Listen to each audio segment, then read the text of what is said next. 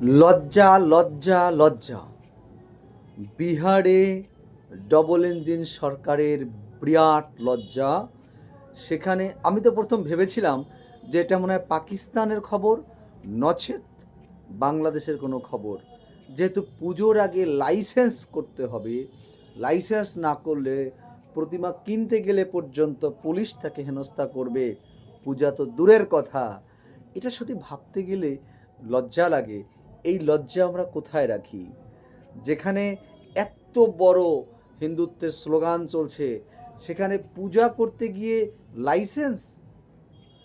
এই তো এই তো বিহার সরকার তথা এনডিএ সরকারের নমুনা। এটা তো আমরা চাই না। কবে সচেতন হবে, কবে সচেতন হবে মানুষ?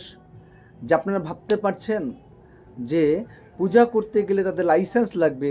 আজকে সারা দেশ এ খবর ছড়িয়ে পড়েছে, কিন্তু কোথাও তাদের মুখ রাখার আর লজ্জা নেই।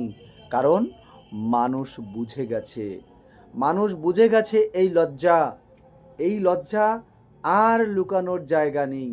একের পর এক ভাওতা, একের পর এক মিথ্যা কথা, একের পর এক ছলচাতুরি করে করে করে করে মানুষের এই পরিস্থিতি আপনি দেখতে পাচ্ছেন। যে বর্তমানে ভারতবর্ষের বিশেষ করে বাংলায় এসআইআর নিয়ে কত রকম চালাকি শুরু হয়েছে, কত রকম চালাকি, যে চালাকির কোনো শেষ নেই। একের পর এক নূতন ফরমাশ চলছে। একবার ভাবেন, কালকে আপনার হাজির হতে হবে, আজকে রাত্র 10টায় আপনাকে ফোন করা হচ্ছে। তার মানে কি, এইটুকু সময়ের মধ্যে সে হয়তো বাইরে আছে, আসতে পারবে না, তার নামটা কাটা যাবে। সুপরিকল্পিতভাবে একটা চক্রান্ত চলছে। এরা আসলে কাদের দালালি করছে এটা বোঝা মুশকিল আছে।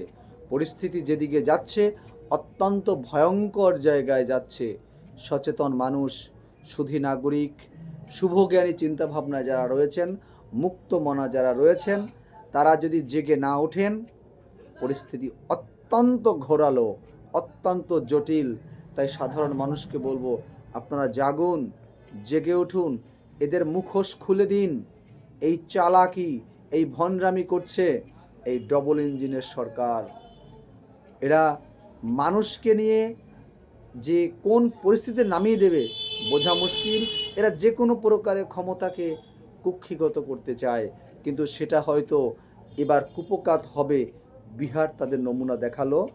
বিহার সরকার তথা এনডিএ সরকার সেখানে ক্ষমতায়, সেখানে সরস্বতী পুজোয় লাইসেন্স নিতে হবে, যদি না নেয় পূজা বন্ধ হয়ে যাবে। এটার উপরে আপনারা বিচার করবেন। আপনাদের সবার মঙ্গল হোক। আমি জয় মিত্র, আপনাদের সাথে আছি।